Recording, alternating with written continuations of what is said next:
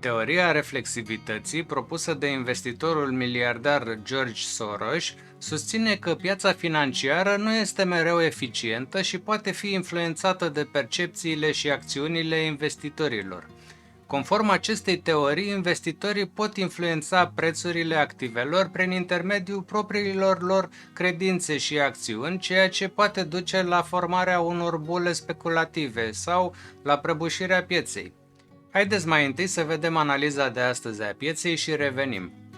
Vă salut! Pentru cei care nu mă cunosc, sunt Cătălin Iamandi și mă ocup cu grafică și investiții. Fac acum o scurtă analiză valabilă pe 14/3/2024, înaintea deschiderii pieței de capital din SUA. Rata dobânzii de politică monetară rămâne deocamdată neschimbată în SUA 5,5%, în zona euro 4,5% și în România 7%. Pe harta din spatele meu se pot vedea ratele dobânzilor pe tot globul. Cu cât albastru este mai închis, cu atât este mai mare rata dobânzii în acea zonă. Spre exemplu, cea mai mică rată a dobânzii este minus 0,1% în Japonia. Sentimentul pieței este bullish în proporție de 69%. Poziționarea piețelor financiare raportate la media pe 200 de zile este deasupra mediei 68,2% și sub medie 31,8%. Așa arată calendarul economic până acum în această săptămână. Am văzut marți că CPI, adică inflația la consumatori, a ieșit cu 0,1% mai mare. Azi așteptăm să vedem cum iese PPI, adică inflația la producători. Este de interes tot astăzi să vedem cum iese și șomajul în SUA. Așa arată toate companiile listate pe piața din SUA. Sunt grupate pe sectoarele de activitate. Mărimea reprezintă capitalizarea companiei și culoarea reprezintă evoluția companiei în ultima zi. Indicele volatilității VIX la 9 zile a avut niște spike-uri, dar nu anticipează evenimente negative pe următoarea săptămână, revenind în același range de nivel scăzut unde stă din noiembrie 2023. Indexul Fear and Greed este la 69, o valoare ce indică lăcomie în piețele din America. Concluzia analizei este că majoritatea companiilor se află în teritoriu pozitiv. Este interesant că indexul S&P 500 forțează rezistența canalului care se poate vedea pe timeframe lunar. Indexul tehnologiei Nasdaq se află într-un canal ascendent, deși a corectat puțin. Indexul Dow Jones Industrial Leverage a depășit maximile istorice și, deși se află în divergență pe indicatorul RSI de ceva timp, consolidează într-un trend lateral. În schimb, indexul companiilor mici Russell 2000 mai are până la a egala maximul anterior din 8 noiembrie 2021. Fed menține dobânda monetară la un nivel destul de ridicat și scade masa monetară aproape săptămânal, adică quantitative tightening. Includ în analiză și graficul TVB-TTF pentru a observa piața acțiunilor din România, care și ea se află la maxime istorice. Vă rog să-mi lăsați un comentariu. Din ce localitate urmăriți acest episod? Să revenim la subiectul de astăzi.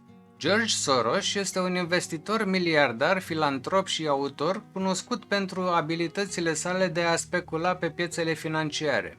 De-a lungul carierei sale, Soros a acumulat o avere considerabilă prin pariurile sale împotriva tendințelor pieței, câștigându-și reputația de omul care a spart Banca Angliei. El este un critic al capitalismului nereglementat și crede că piețele financiare sunt predispuse la instabilitate.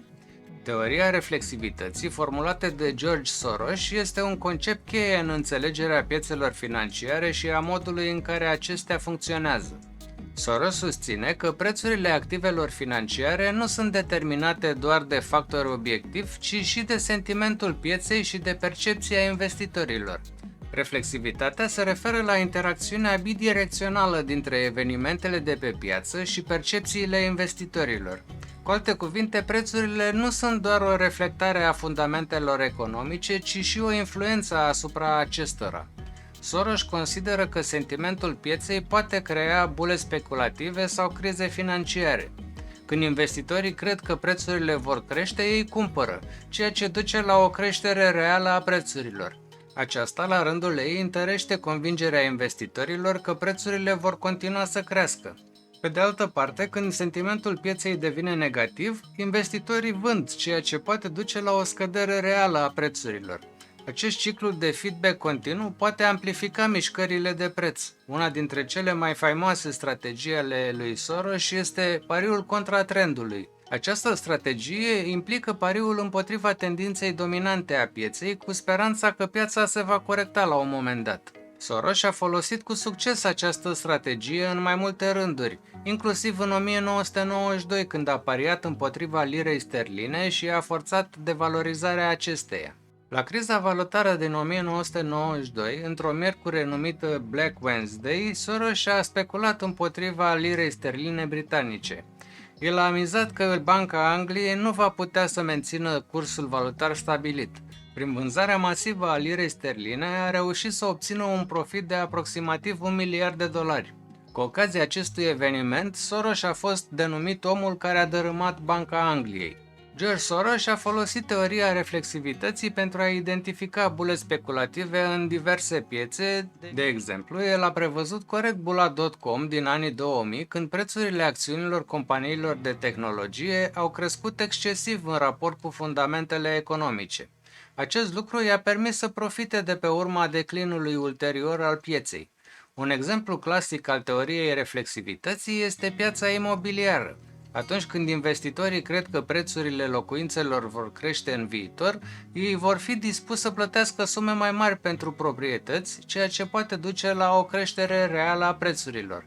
Pe de altă parte, o schimbare bruscă în percepția investitorilor sau în condițiile economice poate duce la o prăbușire a pieței imobiliare. În concluzie, teoria reflexivității subliniază importanța psihologiei și a comportamentului investitorilor în formarea prețurilor de pe piața financiară. Înțelegerea acestei teorii poate ajuta investitorii să fie mai conștienți de riscuri și să ia decizii mai informate pe piețele financiare. Indiferent de opiniile pe care le aveți despre el, George Soros este o figură importantă în lumea finanțelor.